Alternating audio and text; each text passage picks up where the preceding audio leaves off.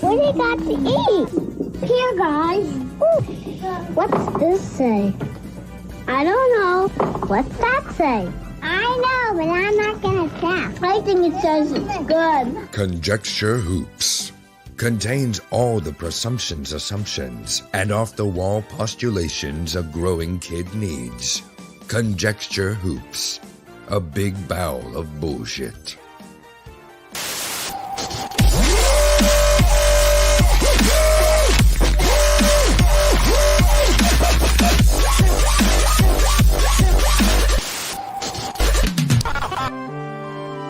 Saturday morning cartoons. Now at night time. Mostly conjecture based on little knowledge.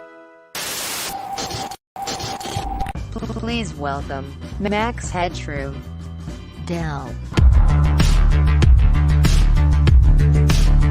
Ari Blackness, and your most gracious host, Ben motherfucking Jackson. Applause. Applause. Applause.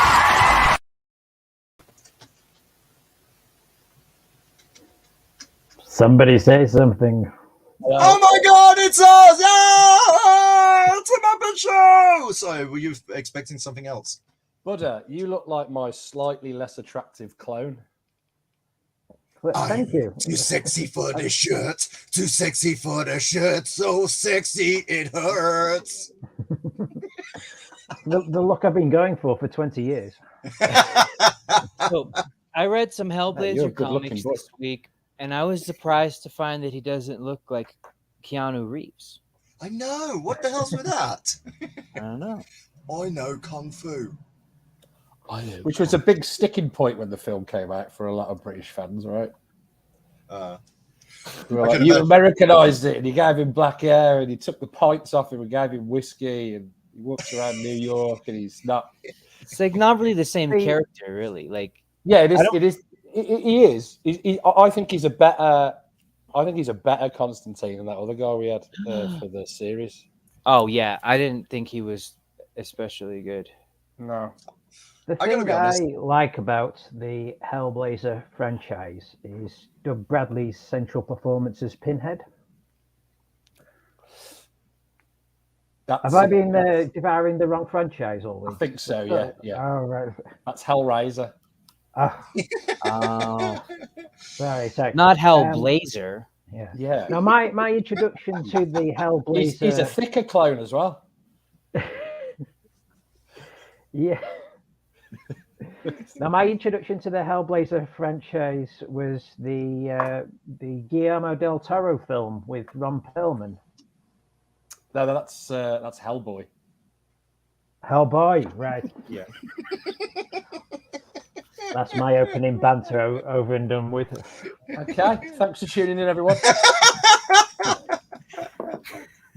See you later. I mean, if we did talk about any of those franchises, I've been working on those it would for 3 still days. be. It would still. Well, I mean- it would still seem right for the show, right? Well, In which case, one of the things that's become apparent with the chat just today is that I think everyone thought that everyone else was a much bigger fan of the Hellblazer franchise than I am a probably fan. were. I am a fan. I'm just not. I haven't familiarized myself with it for a while, and like No, my me neither. wife's actually a massive fan of it. Like the books that I was showing, these bad boys. Well, yeah, I think I read Hers. your wife's books, so that was my because she had the first couple of Jamie Delano issues.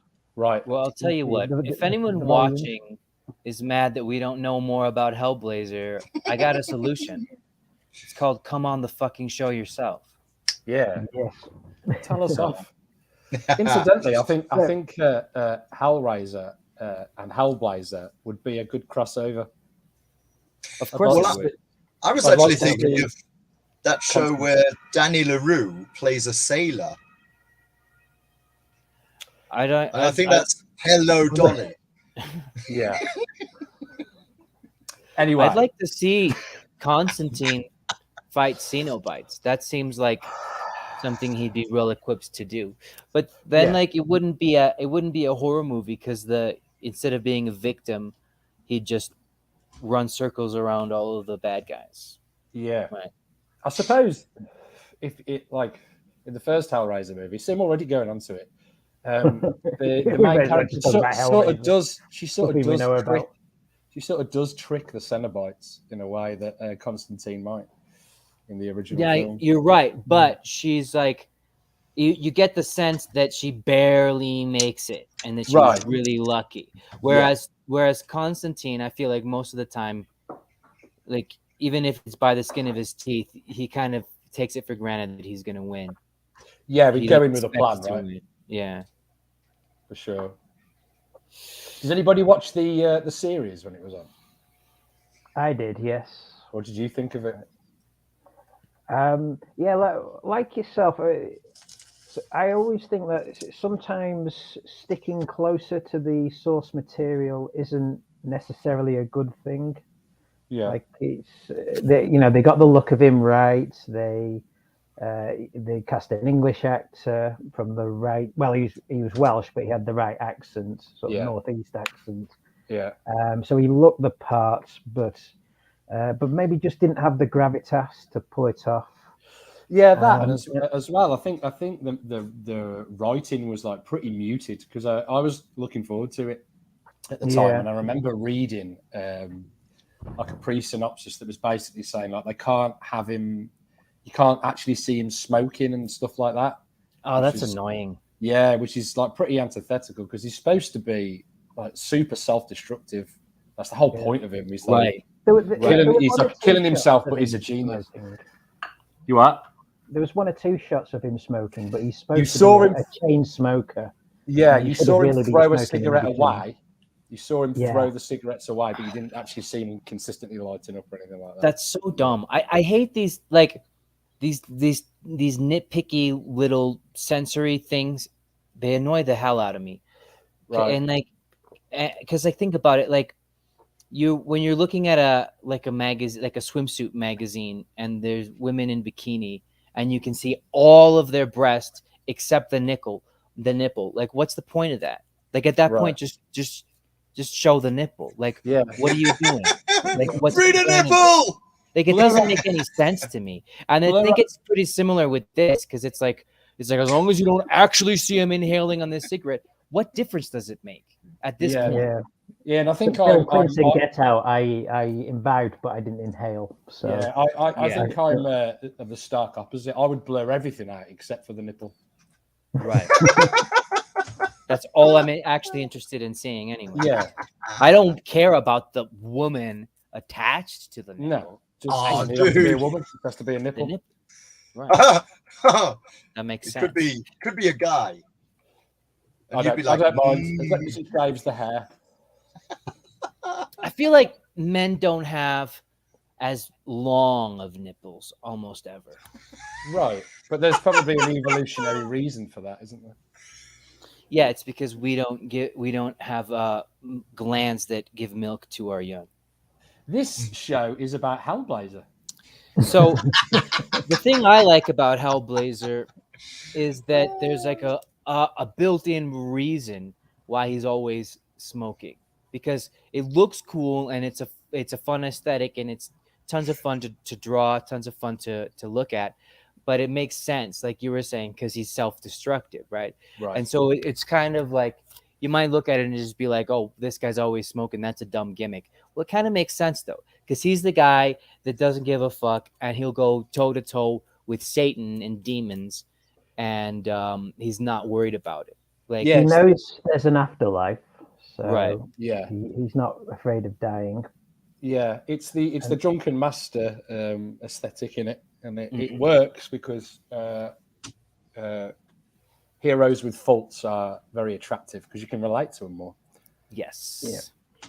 But he gives him that edge because he's able to maybe go one step further than your typical hero or anti-hero because he's not afraid of death.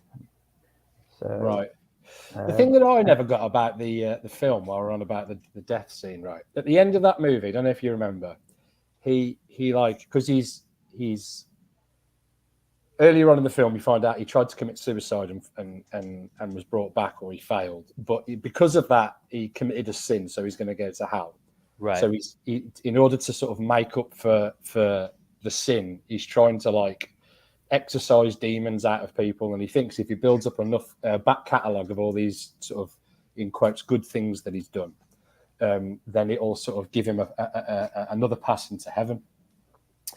And later on at the end of the film, so he is actually frightened of death in that film, but at the end he commits suicide again, but he does it, he sacrifices himself to save somebody else. So when the devil tries to take him away, he stops and he can't take him to hell. You can't take him, which Yeah. is, I think, really clever.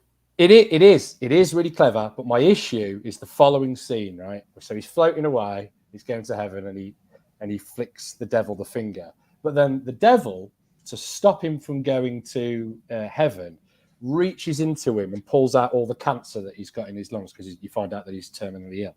And so he stays on Earth. Well, he wasn't dying of cancer at that point. He cut his wrists. He should have like sewn his wrists up. And he should have sewn his wrists up, left the cancer in him so he knows he's going to die, and then have him brought back. But he kind of fucks himself, gives him more time to do good things. It's a mistranslation of the source material, which I've been reading today. I always thought, maybe I was wrong, but I always thought that he had like smoked so many cigarettes that he was like one cigarette away from cancer, and he like couldn't smoke anymore. He was in the last film. Cigarette. He's flat out dying of lung cancer in the film. Isn't he? And, in the film, and in the book, yeah. Which is maybe I feel like they should have saved that for a sequel, because it was kind of a strong starter for a franchise to say, right, here's our hero, and oh, by the way, he's dying of lung cancer. Yeah, 40 hero living on borrowed time is a great concept. Like, they do it all the time. They do it with loads of films. They put a bomb in the neck, or they give something, like they've got to do something by, like it ups the stakes and it makes it more interesting. But I suppose back then they weren't doing franchises and sequels. They probably thought, oh, we'll do it and he won't get a sequel. And they were right. I don't know who wrote the screenplay of the movie, but I like to think that they grew up watching The Exorcist and thinking like, this would be really cool if the priest was like also a superhero. Yeah. And they were right. But Shia LaBeouf dies, so that's good. Yeah, that is good. Does he die? It's been a while since. He gets smashed into the ceiling by a demon. As you do. He's a plagiarist, Shia LaBeouf. Is it? Yeah. What has he plagiarized? An apology. He plagiarized an apology. He did. Like, he couldn't even do that. I'm not a big fan. What was he apologizing for? I don't remember. Being one of the fucking retarded things he usually does. Yeah, but like, I don't know. That's especially like despicable to me as a writer, because like, your words are who you are, you know. So I really hate someone that will pass off someone else's words as his own. Especially an apology. It's not. Yeah. It's just, it's just super creepy. Yeah. It's insincere to use someone else's words to apologize. Right. What was the? Were you going to fill in what the original subtext was? For the film, in the book. Well, just that when he takes the cancer out, because the reason in the book that the demon takes the cancer, well, it's actually Lucifer who takes the cancer out, is that he sold his soul to 2 different demons, and those demons would have to then go to war over his soul. So to save that happening, Lucifer turns up and removes the cancer from him. But like in the film, he's also cut his wrists. But there's actually a line in there where he says, well, I'm going to take the cancer out and heal your wrists. Right. Yeah. And I'm really pissed off, so I'm really going to make this hurt. Yeah. Why would you miss out like a key piece of information for the screenplay? Yeah. One line. That's all it would have taken for that plot point to make sense. But I mean, apart from that, like he did have some good stuff in there. I like Papa Midnight. I thought he was really well cast. Who played Papa Midnight? That big black guy. Who is Papa Midnight? He's like he's kind of a voodoo equivalent to. He's like a shaman or something. Yeah. To Constantine. Sometimes he's with him, sometimes he's against him. Yeah, but he's like the Vegeta of Hellblazer. He's quite cool. I haven't read much Hellblazer, but I'm interested in it a lot because it's about like religion. The thing is like I never read it when I was younger because I was just like they're probably going to get all their cosmology and mythology wrong, so it would probably just be annoying. But I don't know. I'm just less of an asshole, so I'm more open to reading things that don't agree. Well, with it takes those sort of concepts and then turns them on their head. Like I'm not sure if Lucifer is actually the devil in Constantine. Isn't he somebody else? Buddha. I just assumed he was the devil. I think he's just a demon in her. Yeah. Oh, well, like he's Lucifer Jr. Yeah, so that they play fast and loose with different sort of ideologies and I think myths and stuff DC like and Marvel both do that because like Lucifer Light. Because like like the devil, Lucifer, Satan, whatever you call him, like if in the Christian worldview, that's the ultimate evil figure. But because there are so many different evil villains, a lot of times what comic book universes do is they just have a Luciferish character, but have it be just one of various demons, right? Like in Spawn, where Malbolgia is just the ruler of one section of hell, something like that. Yeah, that might be what it is, because I think that's what it is with like Mephistopheles, right? From Marvel. He basically plays the part of the devil, really. Exactly. He's like an anagram for the devil, but he's not the ultimate evil. Yeah. Right. Have you guys ever read Swamp Thing? No, Katie. Do you know our back catalogue? That's my wife asking that. I don't know what a Swamp Thing is, but she being ironic. But hypothetically, it sounds like someone who might be fun if he teamed up with Constantine. Well, he's in it. He's in it a few times. They interact. Yeah. In fact, in Bad Habits, he actually references him, doesn't he, as a way of possibly curing his cancer. Katie was just showing me a couple of pages where Swamp Thing turns up in Constantine's house, and he kind of grows out of his cigarette tobacco. Oh God! And Constantine picks. That's a piece amazing. That sounds really cool. Yeah, and Constantine picks a piece off him and smokes him, and he gets all grumpy about it. Well, is he referring to this issue here? It's a one shot, and it's all about Constantine's. Are those marijuana plants? Yes, he makes the marijuana plant grow because it's just a little stub, so it can get high. As you know, if you smoke a piece of Swamp Thing, you go into another dimension, basically. Oh, really? Is that I think that's from the Swamp Thing comic. I wonder if there's a. You're right, Katie. I wonder if there's a weed strand called Swamp Thing. Just go back to that page. It looks like there's Crichton from Red Dwarf in there. Really? Yeah, something with like a squarish head. I think it might You're right, just be. Kitty. But I That didn't might just read be it. Constantine. Lucifer looked like Prince Namor in that. No, not that. Not a couple of pages more. For God's sake, Buddha. Which one? What do you? Nah, no, what do we okay, look at? not important, not important. Yes, there, in the corner, What? Top left. Who? What? top left. Is Just that look at- Constantine? It No. looks like Crichton from Red Dwarf. This is one of his the extraneous characters who I wasn't really sure who he was. But he turns up for his 40th birthday, so I'm sure he's important in the big scheme of things.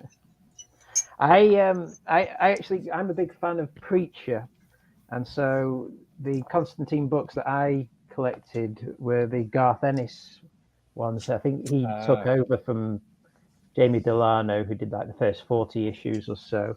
Yeah. This one isn't. This one's illustrated by William Simpson, and this is the source for the dying of cancer storyline, which they cribbed for the film. Which this run, Fear and Loathing, book's called Preacher? It's called that one's called Dangerous Habits. Dangerous Habits. Oh, that makes sense. But this That's the one, one Fear and Loathing, is Playing with demons. illustrated by Steve Dillon. Yeah. So this is the Preacher combo of Garth Ennis and Steve Dillon writing a Hellblazer story, which is really, really cool. I think 'cause Nice. it's I've opened it on my favorite panel. Like I Get just closer. Get closer. Get closer. It's a knife. Is that a severed penis? No, it's It's a kitchen knife, isn't it? Yeah, knife in I mean the that could be a Oof. panel straight out of Preacher. That's Yeah. a bobbit, isn't it? Yeah. Ooh, fucking hell, it's See, gotta work. You know, like you It's got can that, always it's tell. got Ennis humor, you know. Yeah. You can always tell a favorite page because you know when you just like lay the book on its back, that's the one it It just flops open Flops to. open. The right section. I think we know where that is. And also it's got a sort of similar sort of covers to Preacher as well. I think Oh, these yeah. are Steve Dillon designs. Brilliant. I like that. They very much look like his rendering of our space and Ass face. those. Yeah. Katie, why don't you just come on the show today? Yeah, I've been do telling it. her. Yeah, come on, Yeah, Katie. Katie. Come on, Katie. Yeah, Katie. Tell us Come on, something you know Katie. about Hellblazer, Katie. If you do, which you don't. We need someone to Yeah. teach us We about need an expert, Hellblazer, and you because we seem haven't to got know the any. most. Yeah, I we gotta don't mind say, that I've you're a not. girl. Girls are allowed on the show. Absolutely. Does she have a black vest? That's important for today's show. If she's listening, then she'll probably sort it out. She's supposed to come on. Max has about 65, so I'm sure she could borrow one. Mate, what are you doing to me? I do have a lot of black vests. I've got a couple. I gotta say, with Dangerous Habits, it's the only story I've written, and let me see, a shout out to God, what's his name? Toxtiff O'Grady. Hang on a sec, I've got his Me tweet. neither, because I didn't read it. From the young ones. I'm sharing my screen, Ben. Okay. Yeah. Toxtiff O'Grady in the Cartoonist Kayfabe group was first to answer my question, hey, what should I read? I think he made a mistake with the Ennis Dillon because, of course, it wasn't Ennis Dillon. But in any case, it was an interesting read. And I was surprised because, I'm not a big DC, Marvel. I've read here and there. But, within the first page, what was that? I'll kick them in the bollocks and spit on them when they're down. And I'm thinking, hang on a sec, DC put this out? Yeah, right. Does Vertigo? bollocks have a different put out meaning? Vertigo. Yeah, it's Vertigo. So it's DC being edgy. Yeah, for sure. Well, I mean, look, you've got the DC here in the cover, right? So I'm like, that's interesting. So there's a lot of effing here and effing, or you get the odd motherfucker ... No? Right, but Yeah, the characters have to say effing. Yeah. It's created by Alan Moore, right? Oh, is it? I believe Yeah. wasn't Vertigo created because of Swamp Thing? They wrote an illustrated Swamp I Thing think for so. DC, and they thought, well, there's no way we could put this out as it's just not on brand. So we're going to have to create this more adult-oriented. That kind of stuff would not go with the Comics Code Authority, right? Yeah. Unless Bollocks has a completely different meaning in American English that we just don't know about. Man, Then fuck it might the have Comics slipped the Code censors Authority. back then. What year did this one come out? Do you know originally? Oh, hang on a sec. Let me have a Early quick look. 90s, I think it was. Right. I bet a lot of Americans wouldn't have even known what bollocks meant. Yeah, 91. No. Yeah. It's not like now where they all rip the piss out of the way with British talk. Bollocks. What I found about this, I mean, I like the story, but I gotta say, some of the drawings are a bit ropey, and I feel bad about saying that because like, okay, look, I'm not a perfect drawer, right? I've drawn some ropey stuff, but like, where the hell is that glass going? You know what I'm saying? Yeah, I know what you're saying. And then, it looks like he's pouring it down himself, doesn't he? Yeah, and this is supposed to be Where's the his same mouth? character. He's got no mouth, right? Yeah. His jaw should be down here. Unless it's like, if it was a baby's bottle, it would make more sense. It's sucking on the teat. If they just introduced that, free the nipple. Sorry. If they just introduced that into the character without explaining it, like everything's exactly the same, but every time he drinks, he just drinks it in the baby's mouth. Let's see if the American understands bitty. Bitty. Yeah, I'm pretty sure I do. But I want bitty. I want bitty now. I like reference to a Little Britain. Little Britain comedy sketch about a man that still fed on his mom's tit when he was in his 40s. Yeah. And working for the ministry. Yeah. What's with his arm? That's what we laugh at in the UK. Has this guy got two right arms? Or I bet he was probably down. I bet the artist was down on a time limit, man. Yes, I can is, imagine. Yeah. I feel bad about pointing that out, but I'm just like, ow. Have you ever, Rob? Have you ever drawn an image, right? And then like you've just got to one, like say you're drawing a figure and everything's going great, and then you just get to like one ankle and you can't make it work for hours. Yeah, of course I have. I think you've got nobody hasn't. Right. So imagine you can't. I suppose you haven't got the luxury to just do that. So sure. you've just got to go with the sort of fucked up anatomy. Yeah, which is part of the reason why I draw like I draw, because some people can write off the exaggerated anatomy as not a mistake. Yeah, but it is. Yeah. It's all a mistake. We've just gone past the best panel in the book. Yes. That was it. Yes. The inspiration for the moment in the film. Right. He gives the finger. Right. And there's nothing funnier than Keanu Reeves giving the finger. Right. So show me the part where he gets the cancer pulled out of his lungs. Okay, hang on a sec. Then I have to get to the part. Yeah, I tried to show it. Yeah, I saw it. He's like reaching deep, like into taking care of business. Hang on a sec. Get to the part about working overtime. Yes, that up yours picture was at our wedding. It was on one of the tables, wasn't it? Oh, the Hellblazers. Yeah, that would make a cool picture. I mean, poster. Yeah. Here we go. So this is where then I don't know, the devil, Lucifer, whoever it is, comes in, and then the three. And what's really interesting is these three, the other two, they're kind of like, one's a shapeshifter. Yeah. So God, what was it? He has. Ooh. This issue's called The Sting, isn't it? Which I wonder if that's a reference to the fact that he's modelled on Sting. Oh, yeah. I can see with the hair. Yeah, he's looked based on Sting. Right. And I always kind of hear Sting's been in movies. Why couldn't they get Sting in the movie?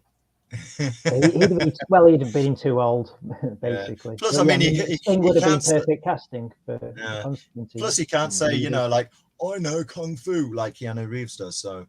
Yeah, he says that throughout Constantine. Every time like, I know Kung Fu, Satan. Famous Constantine meme. He has a special kind of Kung Fu where he strikes with his middle finger. He blocks, and then he puts his middle finger up your nose. Just And a that's Is it killing me, or does this guy look like what's his name? Namu? Where is it? Where does it keep jumping? Sure. It keeps jumping. A little bit, no? Who's Namu? Wasn't it one Namu, of the Namu. Was it Namu? One of the it's like kind of the Aquaman for DC. Oh, Namor.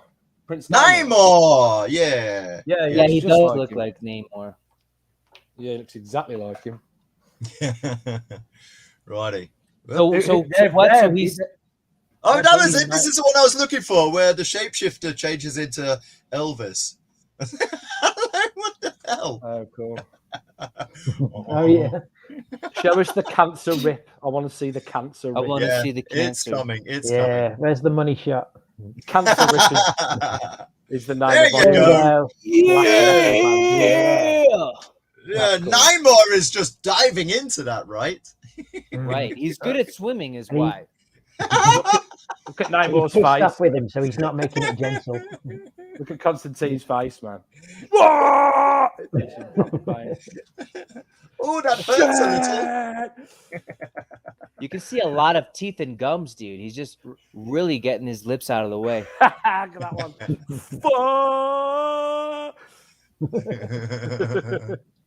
Brilliant. I like Torture that. seems to be a big theme of this book and this character. He's always going through hell, you might say. Yeah, it's an allegory for repentance.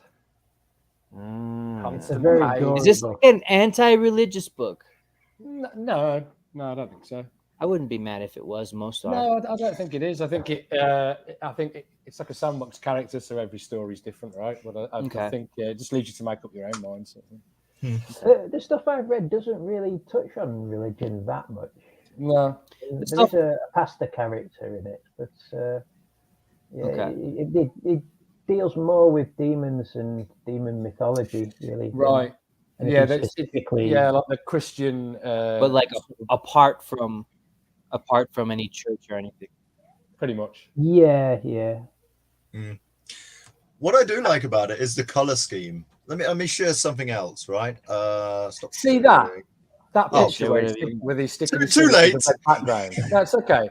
How good would that image have been if they'd recreated it for the film? Just red light behind him with his sticking his finger in.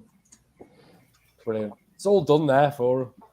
Like you mean like as a promotional poster? Now, like when he actually like stylize it a bit, so when he actually gives them the finger, I'd just have the red light behind him. Like it's a perfect shot with great color, and they didn't use the source material as a sort of aesthetical sort of guide. They never do, or they never did back then anyway. They never do. I'll agree with you, Rob, that some of the proportions of the characters are a bit off, but I think there is a good color scheme to this book. I exactly wanted to say, Ben, share my page, yeah? Because it's about a man who's dying, so Right. there's a lot of scenes, especially when he's visiting the guy in hospital. Yeah. And it's all the colors are muted, and Yes. there's kind of a sickly green tint to it all. This is it. It kind of goes in stages, doesn't it? And then when you get to that bit with the devils, check out the color change. All it of becomes that alive is just, and more vibrant. Yeah, indeed. You've got like loads of, and it's really interesting the way and you could see the airbrushing techniques that they would have used back in the 90s. But like you get to the Incidentally, I'm doing something similar with the color scheme for Roken. Oh yeah. What do you mean? So that you have like color schemes for like certain. No, areas. there's an area of the story where Roken is somewhat innocent before he goes on his journey, and just the colors and the pages leading up to that point are more vibrant. That's where it was like a deliberate decision. When I released the first pages of Roken, everybody was sort of talking about how sort of vibrant the colors are. But it's by design. They're going to get muted a little bit when he changes because they want. That's really cool because that's the part of the story where he's like happy and everything's fine. Right. You don't want to be accused of plagiarizing William Simpson, though. What do you mean? with your muting of the colours. Yeah, well, he hasn't got the monopoly on usage of colour. Yeah, but that's not plagiarism. That's No, not at all. That's using a similar technique. No, you're not. You're being totally serious, and I'm offended. I mean, check out these final pages of the epilogue of issue 6, which is actually 46. Yeah, and you've got all of these. Like, really, they're just like monochrome, aren't they? Yeah. I mean, one of the reasons why I wanted to, because we have talked about Constantine a few times on the show. So is that when he dies in that pale light? It's when his friend, he's got a friend who's suffering from cancer as well, because he goes to the hospital because when he gets his diagnosis, he goes and meets this guy. Well, he goes to the hospital because he wants to kind of like check it out how it's going to be, right? So he meets, probably here. That's kind of early, isn't it? Well, I'll have to go back to the other page. I'll have to share that and then find it again. No worries. It's a very good character study. I mean, the demon stuff's really kept to the background, and the whole cancer ripping issue is, it's almost in there because there needs to be a demonic element to it, but the majority of the story, it is about him just dealing with his own mortality. And, it's about his own struggle, isn't it? And meeting up with friends. He goes to meet an old friend, isn't he? And who's drinking himself to death. And it's about different attitudes and the way of coping with your own death and your own how to cope with mortality. Death and mortality. And it's just wrapped around Dermot, this, wasn't it? Dermot. Dermot. Yeah, the Irishman. But he's brewing his own stout from holy water, so which is great. Which I like that. He tricks the devil into drinking it. That's cool. I like that. Yeah. So it's a well-written story. There are a couple of other suggestions that I got over on the Cartoonist Kayfabe. In the Church, I think, was one of them. Hang on a sec. But I didn't have the time to read them. What was it? One of them, In a Church, or In the Basement of a Decrepit Punk Rock Club. The Fear Machine. And then, of course, Original Sins. So I guess, apparently, like, in universe, John Constantine is a punk rock singer in a band, or what, at least at one point in his life. Right. That would probably make sense for the time that it was written. They don't really mention any of that sort of stuff, do they, in the latest sort of versions? And that would tie into it being inspired by Sting and the Police as well. Right. The Police were essentially a punk band. Is that well, it is Thatcher, which I wanted to ask you about, because whenever someone like a Ronald Reagan is portrayed in any kind of media, it's always to take to talk shit about him. But the reality is that he's an extremely popular and well-loved president. So I wanted to ask you guys, because my schemata with respect to Margaret Thatcher. So how do people actually feel about Margaret Thatcher in real life? Can I interject? Hey ho, the witch is dead, the wicked witch, the witch is dead. That's how you feel about Margaret Thatcher? That was the view of a lot of people. Yes. The left especially really hate her. You get some conservatives that or Tories that still like her. But it's the right hater.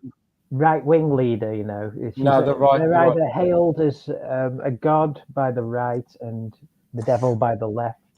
Which is really crazy.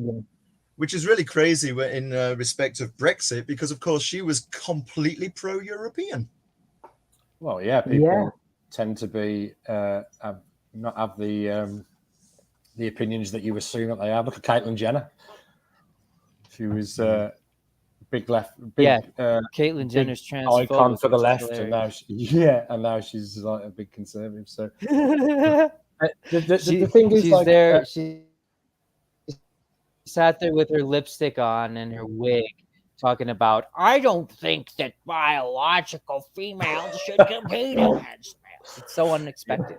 Yeah, it was unexpected. What a strange combination of, It's like Terminator 3 of elements. Oh, God. But yeah, So yeah, this guy, the people that tend to be creators, especially over in Britain, tend to be on the left, right? Yeah, like it's a right. leftist. Well, in the United States too. Yeah, Yeah. So I mean, that's that's why why Reagan you is need always to- portrayed as evil, Can even though he's I actually quite popular. Can I interject at this point to say you're absolutely right, Well, Max? not Because I singing, think though. Not singing.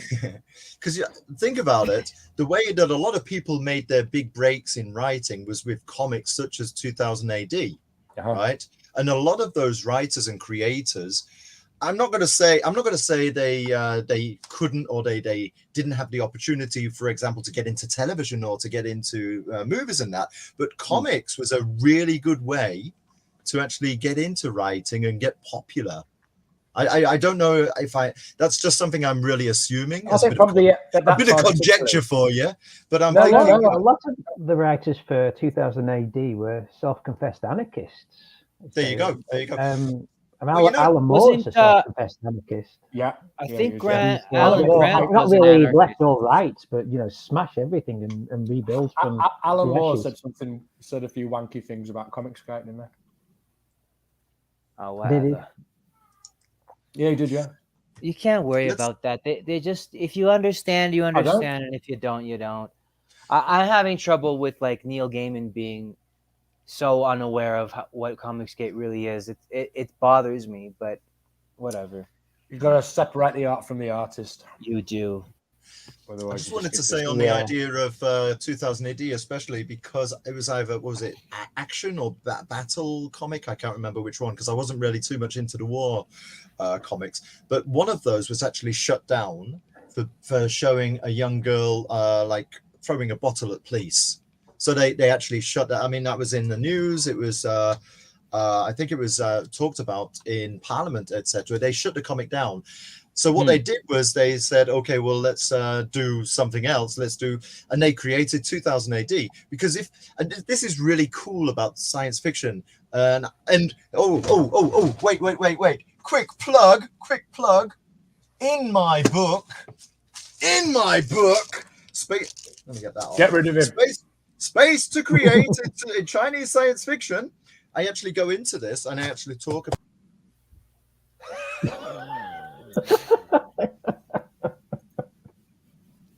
So, anyways, I'm just kidding. But I do want to talk about.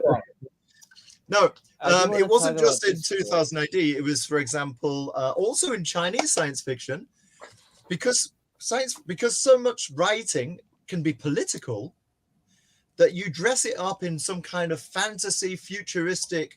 It really clouds what the real intention of the writer is. And they used a lot of scripts and a lot of ideas that they were going to use for whatever comic it was, the war comic, in 2000 AD. And because, again, you're removing it from the here and now, which is really cool. And they did that as well in Chinese science fiction. Sounds better. They also provide a sound reason in the science in Chinese science fiction, don't they, Rob? They also what? Sorry?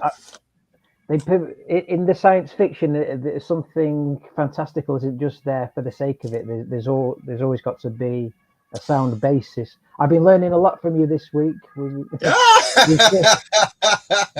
been talking about Chinese science fiction as well as. So does that mean that they're more like of a hard science fiction and a lot it depends. There's a lot of there is a lot of soft science fiction as well. Liu Cixin, who wrote the Three Body trilogy, you've possibly heard of him, because that became really famous after Barack Obama added it to his reading list, right?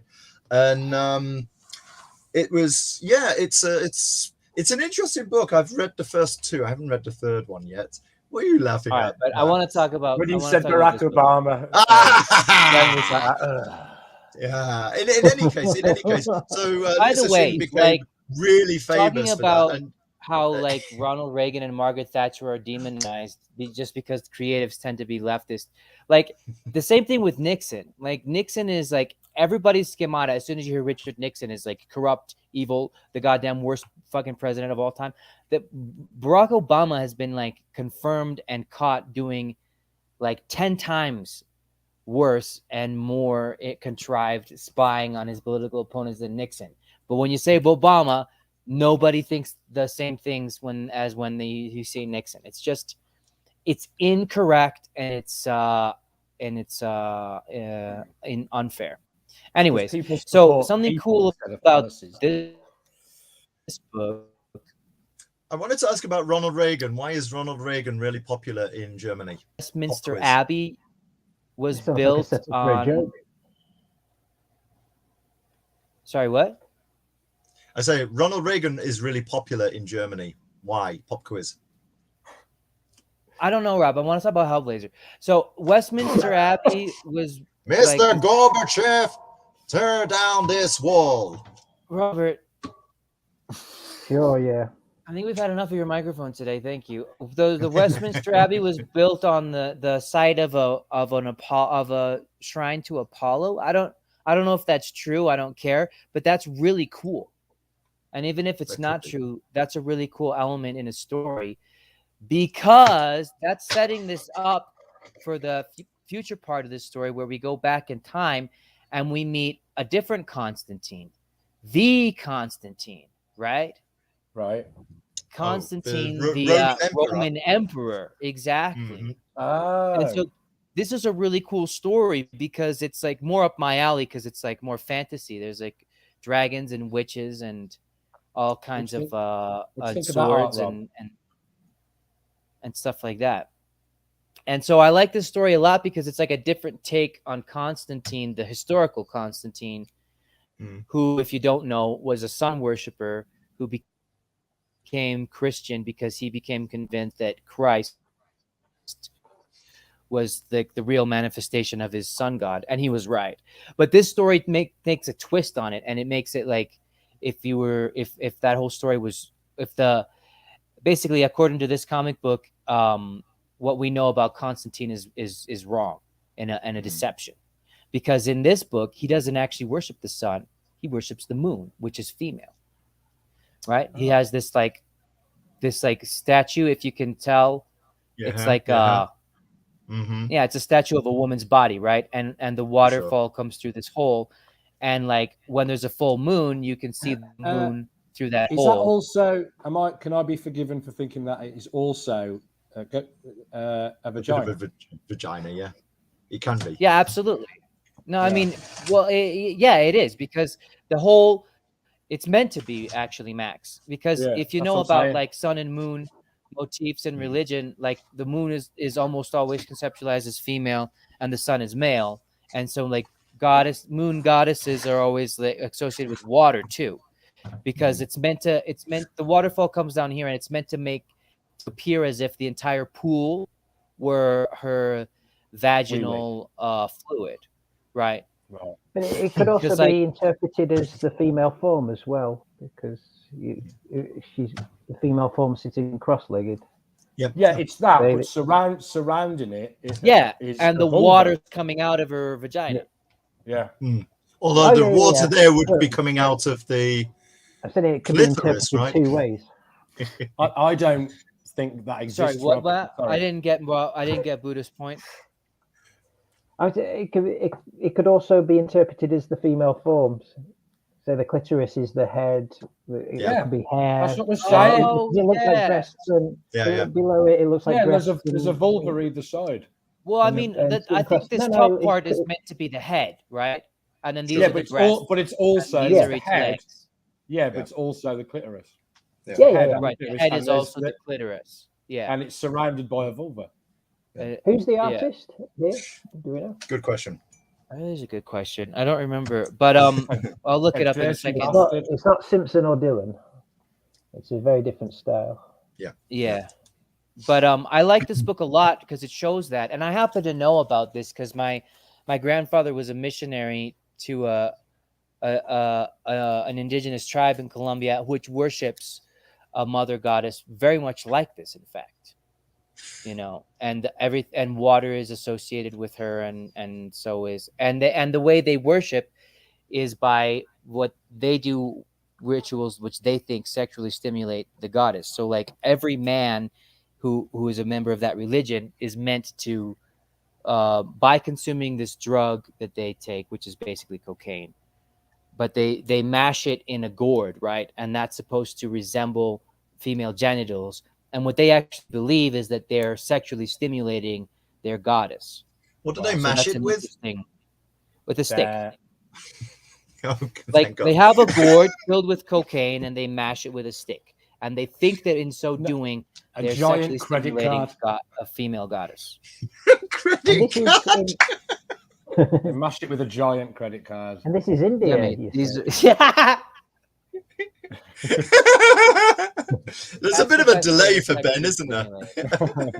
Hey, Ben, do they still have the indigenous languages where you are? Yeah, do my they dad's have fluent in it. Do they have genders for the, like in Spanish you have el and la, like feminine and masculine? Do they have genders?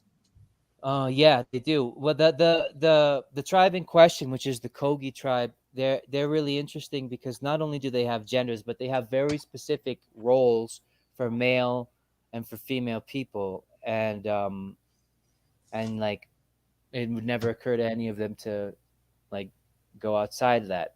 Right. I don't know. They haven't invented transgenderism yet, I guess. Right. So, are moon and sun also opposing genders? Do you know? Yeah, of course they are, because 99% of pre-Christian religions conceptualize the moon as female and the sun as male. There's exceptions, but yeah. Like German is like Die Sonne is female and Der Mond is male. So, which is really interesting because they flip that. Yeah. Huh. Yeah, I wonder why. I know, but all the Romance languages, it's like la luna, la luna, el sol. Yeah. Yeah. Wow. So I like this book a lot because it's got like demon dragons that possess wizards and all this cool shit. Like it might be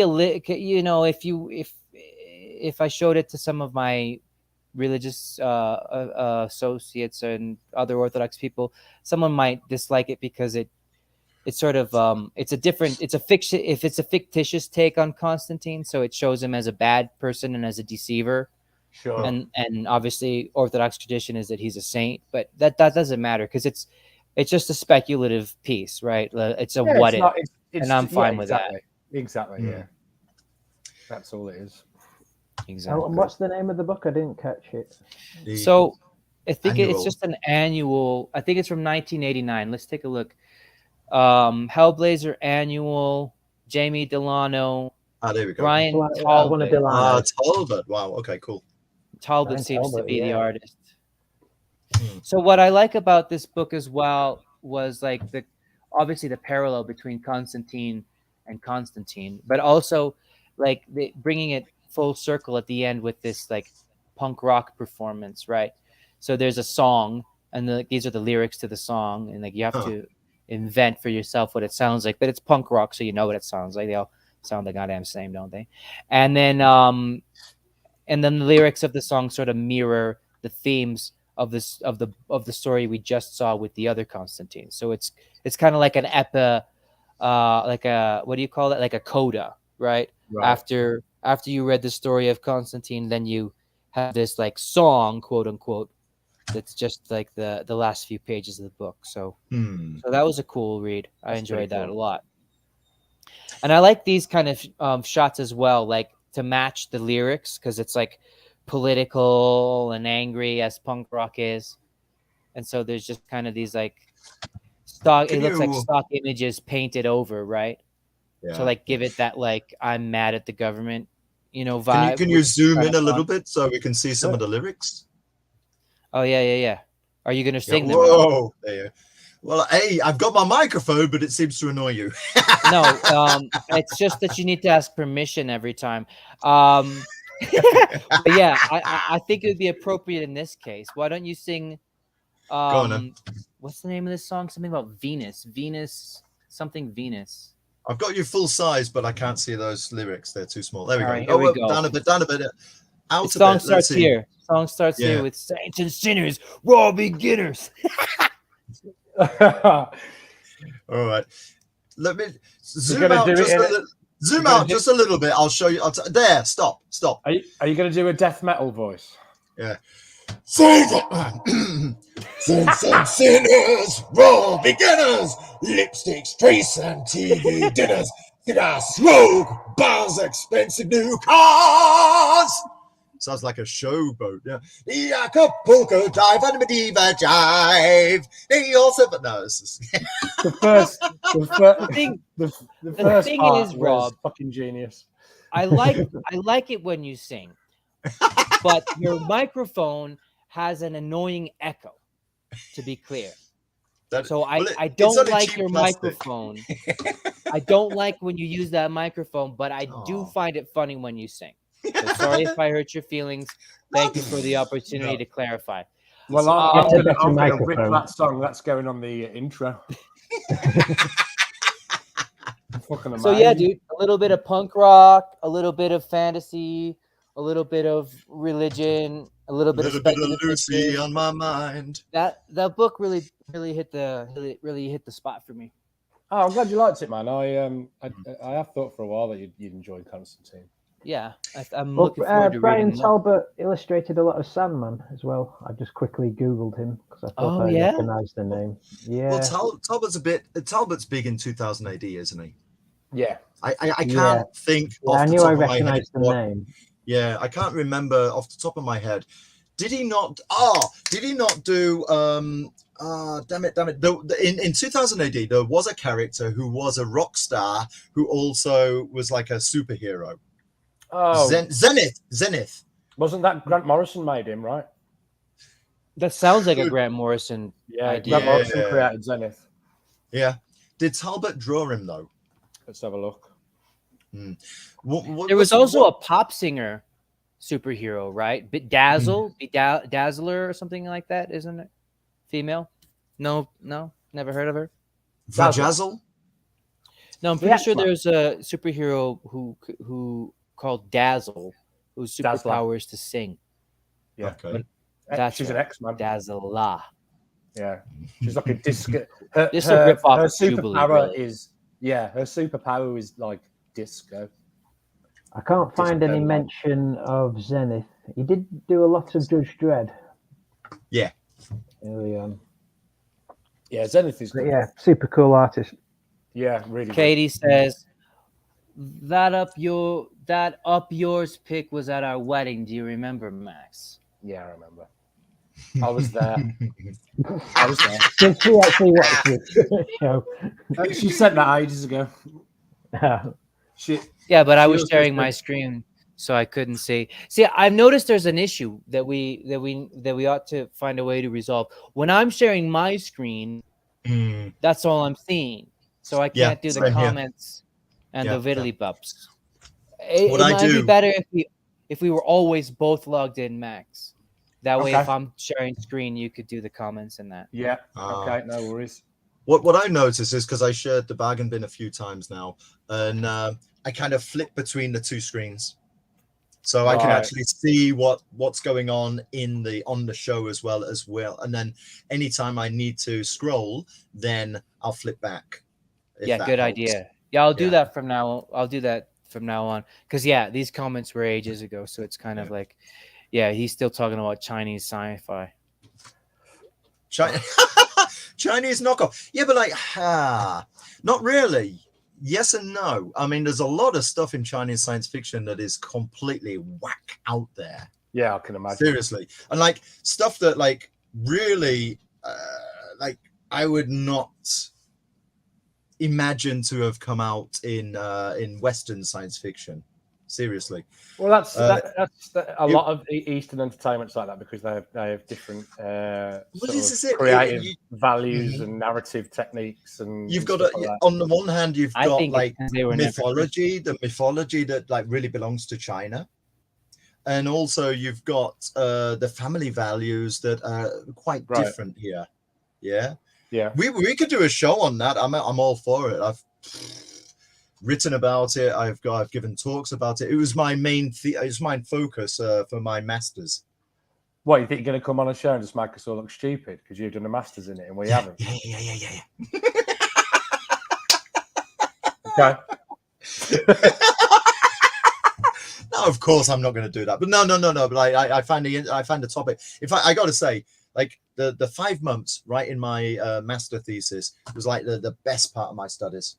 Yeah, absolutely. And Ben has left us. Why, Ben? Ben's died. No. You might be having here. I just when there's a lag. There's a lag. You went. There's a lag.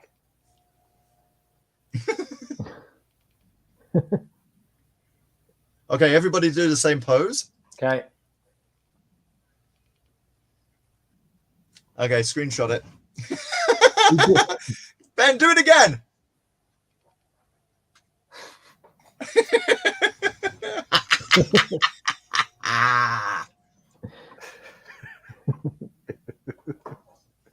Actually, for that Constantine, it should be down here. Hang on a second, I don't want to spill it all on myself. It should be down here, shouldn't it?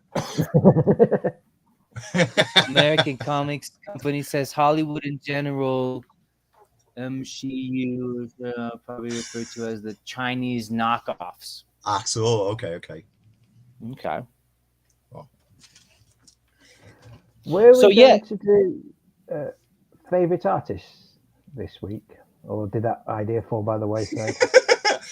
I think it was like a last-minute decision.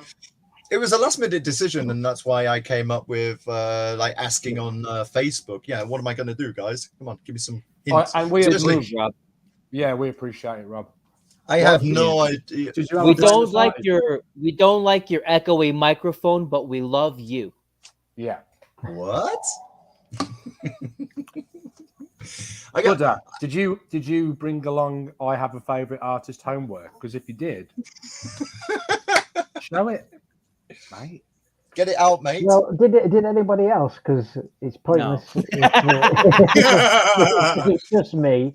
I finished reading the story before the show. Let's just do that next week, and then you're already ready.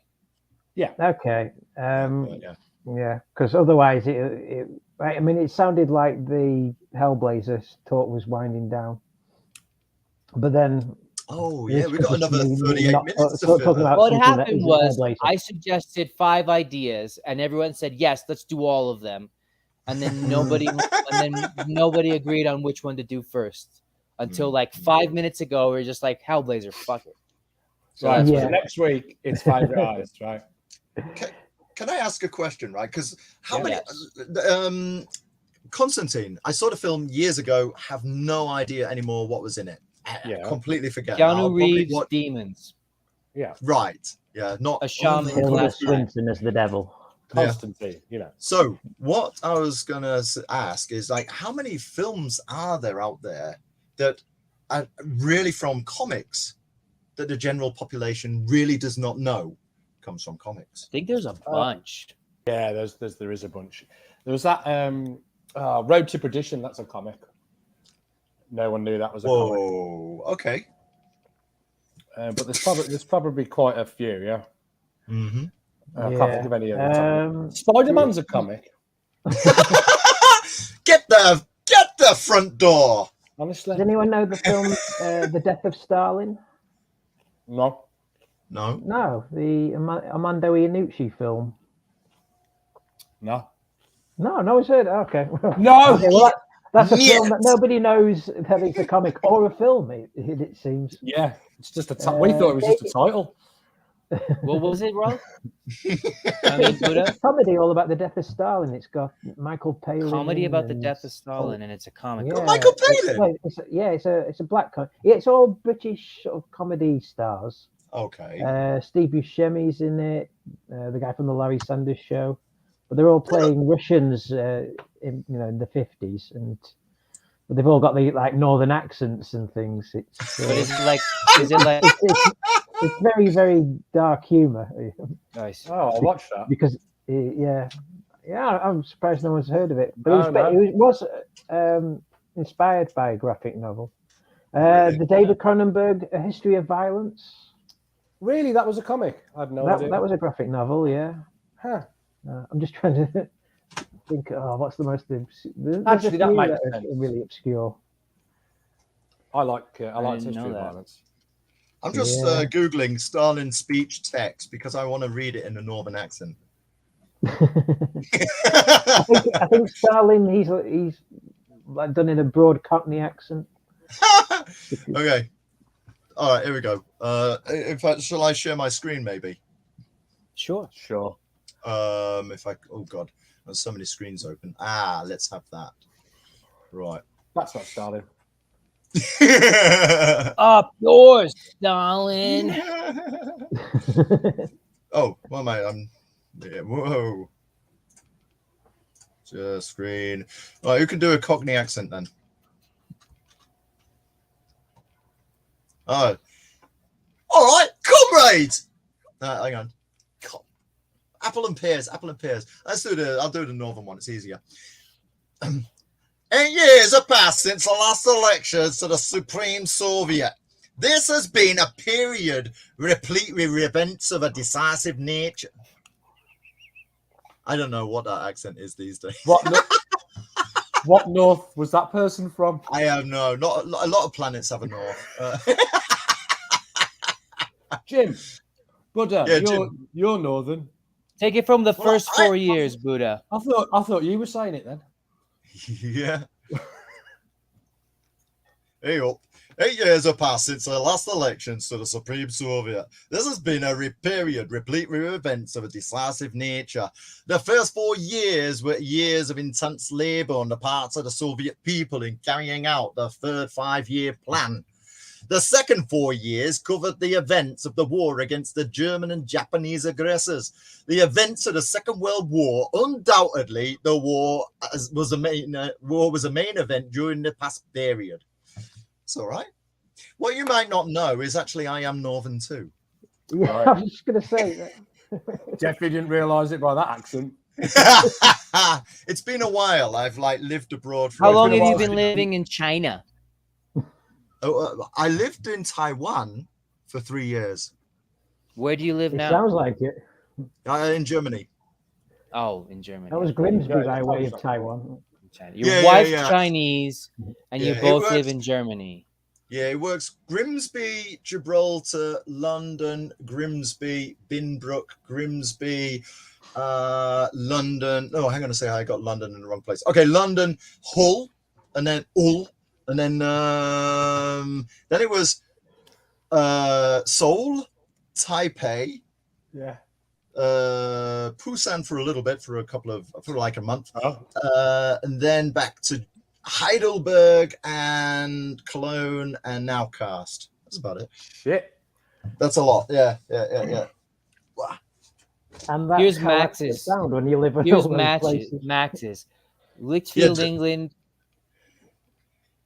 Still. Lichfield, Tamworth, England, Lichfield, England, Carlisle. That's it, really. That's it. What about you, Buddha? Leyland, Blackburn, Carlisle, Blackburn, Nottingham, Lichfield, Tamworth, Lichfield, Rugeley. These are all boroughs in the same area. Yeah. Armitage.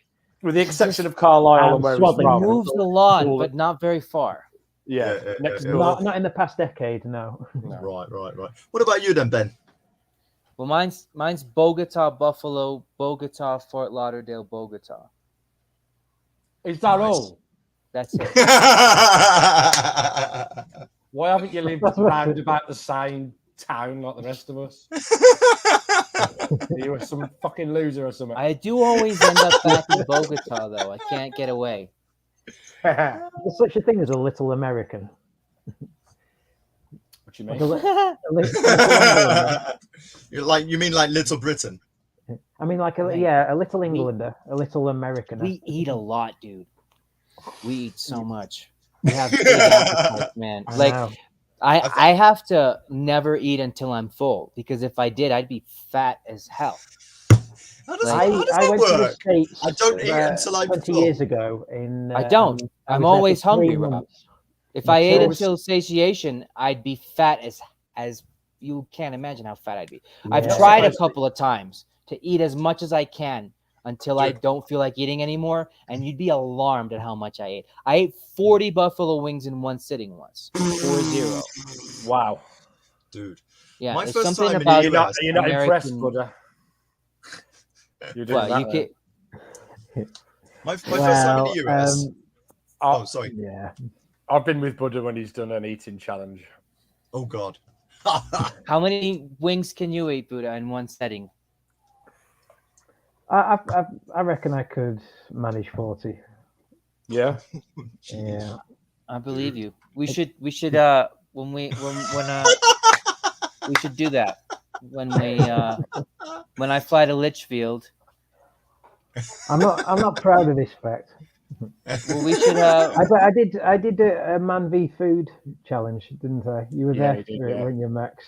Was that a bolognese, like a massive bolognese? Yeah, it was a vat of spaghetti. Well, the way it was advertised to me, it was spaghetti and like 8 pounds of meatballs. Yeah. Basically, sort of cricket ball sized meatballs. I thought that's doable in an hour, but they didn't mention anything about the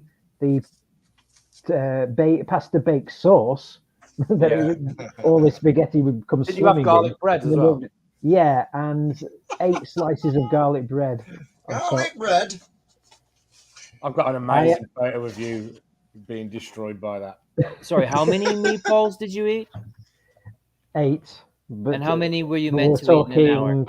Yeah, they're massive. They're massive. I got it. Yeah. Massive. Just the thought Massive really makes balls. me feel like just pain in my stomach. Massive balls all night. And I was watching. Can we record that and before and put after that out? photo, isn't it? Where I have visibly got fatter. So it was 4 dudes, 1 hour. right? If you ate 8 balls, that was for. It took 4 dudes, men. Yeah. I got it. Cojones grandes. That actually sounds really good. Giant meatballs, dude. I bet I could eat 8 of them. Beef is surprisingly filling, man. Especially like ground packed beef. That's true. Probably more than chicken. Protein is the thing to avoid in these eating challenges, if possible. Because it fills you up, doesn't it? Yeah. It'll fill you up for a week. We really are going into the deep grit. So, issue 416 of Constantine, where he wins an eating challenge against the devil. Can you the devil challenges him to eat hot wings, and he eats more than the devil. And in the series, they wouldn't even show it. They just showed him throwing the chicken bones away. Fucking stupid is that? It's supposed to be a flawed, unhealthy, fat Constantine. Fat Constantine. Censorship. I want to see him eat it. That's how I get off. Yeah. Could have been the whole episode. Just share hashtag Fat Constantine and don't explain that. I bet you could. I don't know. I didn't. Does anyone else have any more they want to show or share or talk about? No, I don't. Okay. Constantine the Great. Do you know why he converted to Christianity, or he said he converted to Christianity? I don't know what the official story is, but I assume because he met Jesus Christ and recognized him as the true God. He had a dream. It was a popularity vote, wasn't it? No, he had a dream. Christianity was taking in over. this sign conquer, right? He had I had a dream. He was going up against, and I can't remember now the specifics, against an opposed. It was like civil war in Rome, right? Mhm. And he had a dream that he should write the hero, which is what looks like it looks like XP to us, but it's the Greek letters hero, which is like from Alpha and Omega. Yeah, it was Christus. It's the abkurt. It's the abbreviation for Christus. Oh, right. And the dream said, "In this sign you will conquer." Yeah, well, this is it. So he got his legions to paint the hero on their shields, and they won. Huh. And that's the story. That's an interesting. That saved it. That took up a couple of minutes. Because he worshipped the sun, and it makes sense. You should. I mean, okay, if you think about it, the sun really is Jesus. I mean, not only is he described as a son, S-O-N, but he's also described as the son, S-U. Yeah, but only in English. But it doesn't work in other languages. Like matter. if you're talking about it's in a coincidence Latin that those or in two Greek. sounds. Yeah, but Rob, it's a coincidence that those two the words are homophones. The only reason you specify is because he happens to be both. But he is the S-U-N son. And if you think about it, it makes sense because the sun gives light, life, and warmth. And that's what the Christian conceptualization of God is. And light if you get too close to Jesus, it'll fry you like a nuclear holocaust. Yeah, it will. Which is happening today. Yeah. It's happening in England today. Hence the tank tops. Also, like, we're all pussies in England when it comes to the weather. Yeah. Is it really hot? Mind you got loads of fires. We're having a heat wave. It's a heat wave for us, but like because Britain exists, it sort of in. I suppose Germany does as well. Sort of exists in between not having any proper weather. Like it's not like in Star Wars where you go to Endor and you know it's desert, or you go to fucking Hoth and you know it's fucking winter. Do you know what I mean? We don't have time to adapt to any fucking weather that happens because it can be pissing down one day and the next day it's a fucking sunny day with a side order a thunderstorm. It's like keep fucking taking you by surprise. So as a rule, we just moan whatever the fucking weather is. Right. Sure. Yeah. Here in North Rhine-Westphalia, it's usually the case that you have like 3 days of solid sun and then bang, crack, boom, the heavens open, cools everything down, and repeat as necessary. But we've just had a bit of a heat wave for the past week. We haven't had it. I think it's been weeks since we've had rain. Yeah, we're due some next week. It's actually quite cold in Bogota right now. Really? Okay. Yeah. I bet you sent it over here. Right? Ben's going to say it's 30 degrees. Which is what it is here. No, he's going to say it's like 100 or something. What is it in Fahrenheit? I don't know because they always tell me in Celsius. Oh, well, tell us in Celsius. Good. I don't know because I never remember because I don't know what Celsius temperatures are. Well, it's Celsius, it boils at 100. The internet says it's 18 degrees. Okay, that's temperate. That's still a warm day for Britain. Yeah. Over here, it's been like 30. I think a couple of weeks ago, like I looked at I've got a faded thermometer that's really, really hard to read because the sun's faded it so much. But it was 45 degrees and beyond. But that's like when the sun, because we got a south-facing balcony.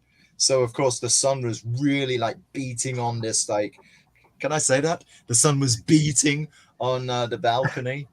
And, well, we all do it. Shh, don't tell everybody. I just love how this show's just become Brits talking about the weather. Well, that's not all we talked about, though. To be fair. Where's Nick today? We also talked about eating meatballs. Sure. Sure. Sorry, I feel like an idiot. Oh, we got onto Chinese science fiction and everything related to Hellblazer. Just being hyperbolic. It's okay. I'm happy with everyone's performance. Ooh, hyperbolics. Except for Rob. What? Hyperbolics. That's a good joke. Hyperbolics. He earns his keep. He earns his keep every week. Job, yeah. It's a dad joke. It totally That's is. what he's meant to do. Yeah. Do you have children, Rob? No. But we were out today That's with friends amazing. and their little one. I thought So you were going to maybe you say don't have no, but kids. we were out looking for one today. Well, I were thinking of hiring her at the weekends, just to keep us occupied. She's a little cutie. Yeah. God. Yeah, we went to an animal park today. And so we were like feeding deer and stuff with this tiny little one. It's the first time we've met her. He Because, makes dad jokes. Ah. He goes to animal parks. You're already a dad. Yeah, I know. Yeah, It's all pretty much. It's all in place. All you have to do is, well, you know how it works. Yeah. Don't use the speaker though. You'll ruin the mood. I want my everything. See, I told you, we're not even having sex. It's just ruined the show. Yeah, I completely lost my boner. Spits or swallows. I was actually rock. You can't tell, but I was actually packing heat, and then as soon as you gone, boner was just destroyed. You stung it away. Oh, here's what I want to do. Here's what I want to do for the show. Actually, we should do like the Dark Horse AVP comics, because I watched that new Predator. Oh, Prey. Yeah. And have you seen it? Has everyone seen it? Yes, I liked it. It was okay. I liked it. It's not breaking any molds. It's taking it back to the beginning, and it was like a simple, very, very simple. It's nowhere near as good as the first one, not even close. And I would say not as good as the second one either. But it's better than the last two at least. Okay. Should we make it a new season then, or should we just throw it in? We'll do. I'm new here. So, your seasons, how does that Doesn't work? stop you from speaking your mind. No, not at all.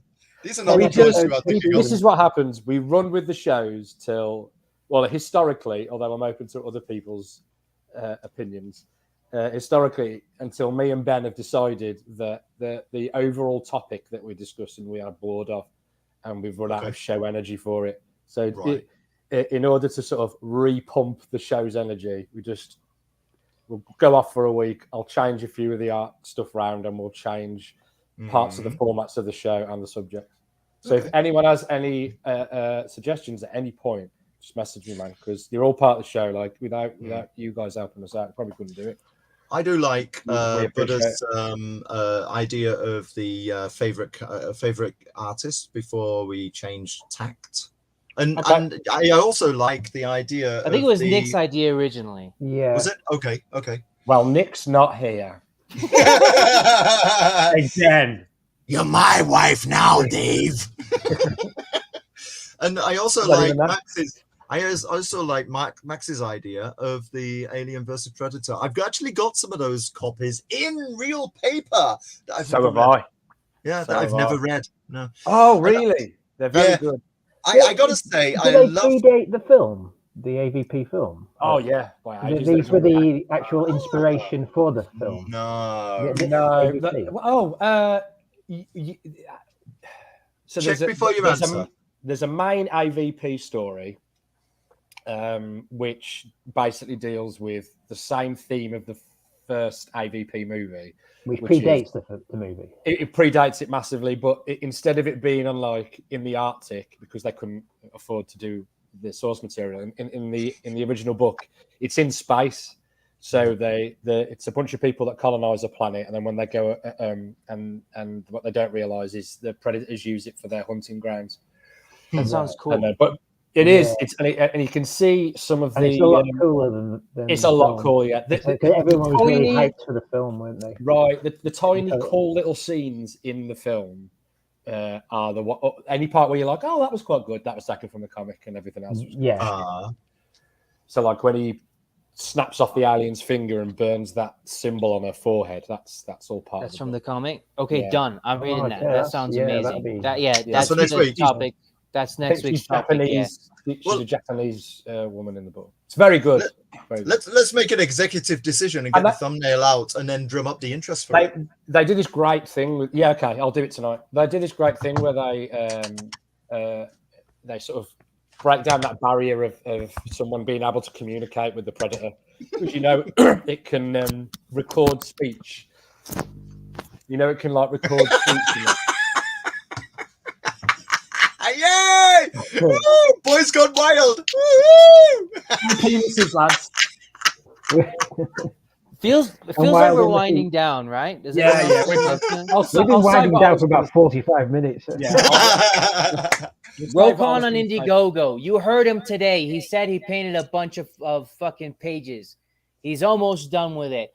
Rob already finished his book. He's doing another one. It's called Rattle and Roll #2. Link in the description. Buddha doesn't have a comic book, but he might have one eventually one day. If he doesn't want to, that's fine too. Like, share, and subscribe, and we'll see you next week. Yoo-hoo! Bye. As we've just seen, drugs make your problems go away. So make it the best day possible. Remember, it's drugs that counts. Take one and take a chance.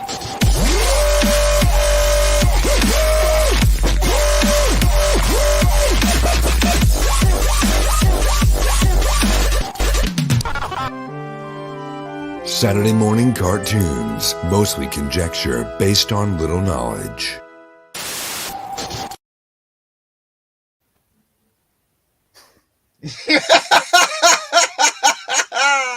I knew you wouldn't do it, you bastards.